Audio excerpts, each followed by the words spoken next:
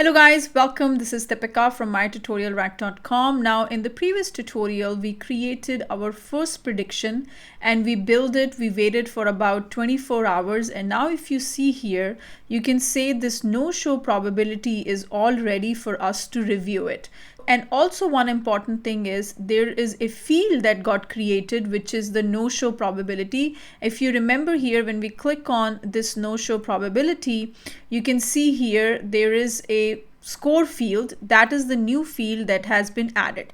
Okay, so this is our name your prediction, and if you look at the score field on the left side, this is the score field that we are creating is no show probability. And if you go over to the data export here, you can see if I go over select ID from medical appointment, this is the object, and here you have a field called no show probability. This is the new field. Currently it does not have any value, and in the previous tutorial I showed you another field that was there because I created another prediction on the same record. So here if you go no show probability score, and this one has a value, so similarly your no show probability it'll also have a value once you enable it. So we go back and exit out from here, and then we are going to view the scorecard. So if you scroll down here, open up on this right hand side, click on view scorecard, and when you click on view scorecard, you are going to enable this prediction. Okay,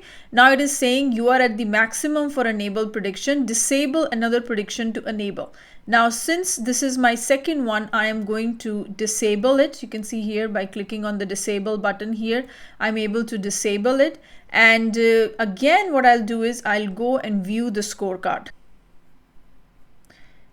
So now I have 0 of 1 enabled, so I'll go to the scorecard here, and now I will go ahead and enable it. So you can see here once it is enabled, it is again going to take few minutes. I would say another 24 hours you have to wait, or couple more hours up to, and then once it is enabled, then what will happen is this particular field, which is the no show probability field, is going to have a value.